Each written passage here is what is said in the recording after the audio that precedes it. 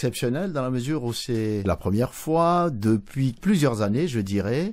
On attendait cet événement impatiemment. Aujourd'hui, l'événement est arrivé et tout le monde pense que c'est arrivé au bon moment et ça ne peut être que vraiment une émotion intense que vivent les Malgaches et que vivent particulièrement les chrétiens catholiques de Madagascar qui sont éparpillés partout dans le monde. C'est ce qui a poussé évidemment le président de dire voilà, et je vais représenter tous les fils et filles de Madagascar à l'événement. Oui, je pense que c'est une conviction d'abord. Ma conviction que le rôle du chrétien est important dans un pays. Je crois qu'il faudrait aujourd'hui véhiculer ces valeurs chrétiennes qui me semblent être importantes dans ce monde qui est quelquefois en difficulté en termes de repères au niveau des valeurs. Et je crois qu'il est temps vraiment qu'on revoie ce retour vers les valeurs fondamentales de l'homme. Et je crois que le fait d'être chrétien est important. Donc c'est une conviction, mais aussi de par le fait que, bien évidemment, c'est le fils d'un pays, qu'est Madagascar.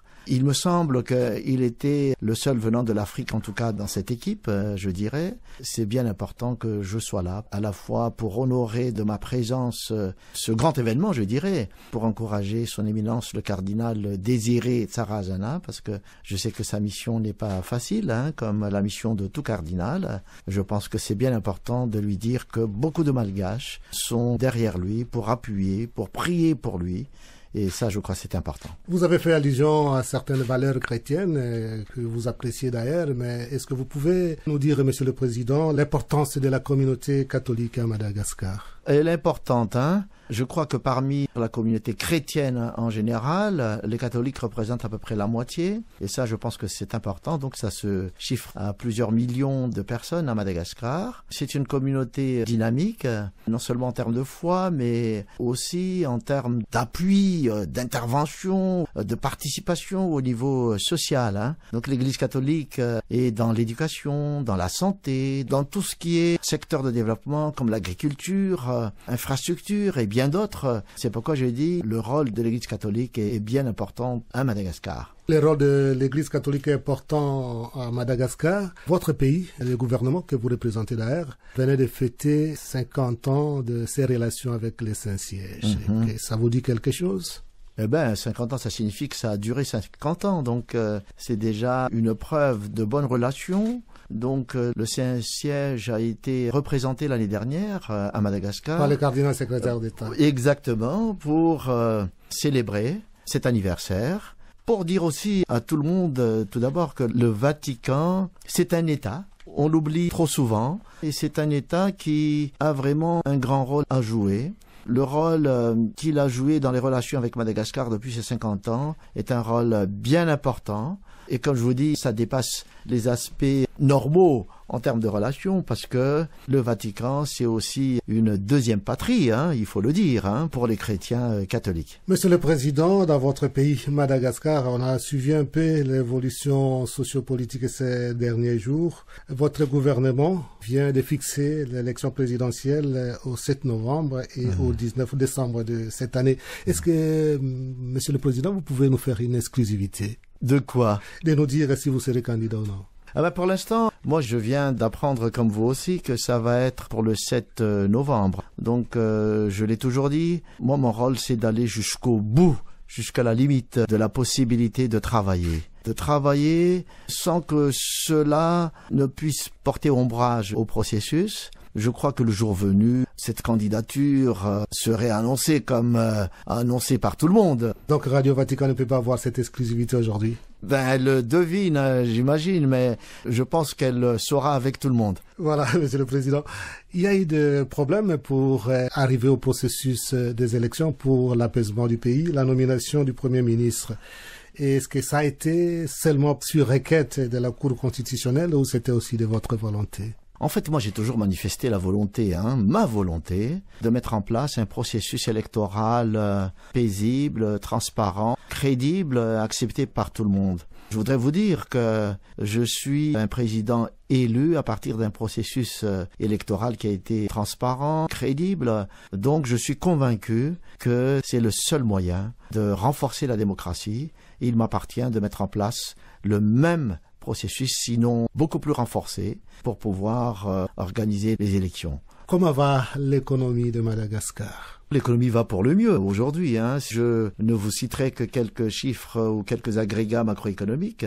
Donc aujourd'hui, en 2018, le taux de croissance est de 5%. On est nettement supérieur à la moyenne mondiale et à la moyenne de taux de croissance africaine. Cela atteste la bonne santé de l'économie. Dans mes prévisions, on devrait encore être au-dessus des 5%. Voilà, là, Monsieur le Président, on parle des chiffres, on parle de croissance et les niveaux de vie de la population. Ce qui est important à savoir, il faut d'abord retourner en arrière pour dire d'où est-ce qu'on est parti. Lorsque j'ai pris la fonction de président en janvier 2014, je pense qu'il y a 2 points importants sur lesquels je souhaiterais attirer votre attention. Le premier point, c'est que le pays a été un pays sanctionné financièrement, sanctionné économiquement, sanctionné politiquement. Donc ça, c'est le premier point de repère. Le second point de repère, c'est que selon les statistiques venant des bailleurs de fonds, il y avait 92% de taux de pauvreté dans le pays. Donc vous imaginez un peu la situation dans laquelle j'ai pris en main ce pays. Donc ce n'est pas un coup de baguette magique qu'on va pouvoir changer du jour au lendemain. Donc en 4 ans, c'est difficile de tout changer. C'est impossible. Voilà, il faut être honnête. C'est impossible. Voilà, mais par contre, j'ai mis en place une vision, j'ai mis en place des activités qui sont de nature vraiment structurante et qui vont permettre de changer le niveau de vie de la population. Peut-être sur base de ça, ça va vous faire réfléchir pour vous représenter ou pas? C'est pourquoi je dis c'est le travail qui est le plus important. Monsieur le Président, de votre pays, il y avait un dossier, c'était avant vous, un dossier sensible dont tout le monde a parlé, de la vente d'une partie de Madagascar à un autre pays. Écoutez, dire que c'était une vente, même aujourd'hui on parle de vente, oui. Je pense qu'il y avait des situations où on a donné des baux à long terme à des compagnies étrangères ou à des pays, parce qu'on les assimile toujours à des pays. Plus d'1 million d'hectares par exemple, juste pour une société. Donc les Malgaches, dans leur culture, sont très attachés à la terre. Donc, que ce soit vendu ou loué à long terme à travers des baux amphithéotiques comme ça, pose problème. Ça a posé des problèmes. Moi, je crois qu'il était de mon devoir de réajuster un peu les choses. C'est vrai, c'est pas toujours facile. Il y a toujours des rumeurs comme quoi il y a des ventes.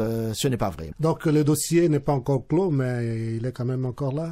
En termes de vente, il n'y en a pas. Aujourd'hui, il n'y en a pas. Tant mieux. Monsieur le Président, on a commencé par la religion, puisque vous êtes venu pour un événement religieux. On est entré un peu en politique. On a essayé de parler de vous, même si vous n'avez pas voulu nous donner l'exclusivité, si vous allez vous présenter comme candidat ou pas. Je vous donne la parole pour dire tout ce qui vous passe à travers le cœur. En tout cas, je devrais d'abord vous remercier de m'avoir donné cette opportunité de parler de mon pays, de la religion, des cultures, du développement économique. Mais je pense que Madagascar vit aujourd'hui une mutation profonde au niveau de son développement, que ce soit au niveau social ou au niveau économique. Et comme je le disais tout à l'heure, Madagascar est un pays d'opportunités. Donc, nous attirons les investisseurs à venir à Madagascar. Les secteurs sont nombreux. Nous avons des ressources minières, nous avons des ressources marines. Surtout, un point sur lequel je voudrais insister, nous avons une ressource humaine très importante avec une jeunesse vraiment importante qui compose cette population. Madagascar est un pays particulier de par sa biodiversité. On représente quand même 5% de la biodiversité mondiale. Il y a beaucoup de faune et de flore endémiques à Madagascar qui méritent d'être visitées. Donc un petit crochet, une petite visite à Madagascar serait toujours très instructif. Merci de m'avoir donné cette opportunité encore de parler de mon pays.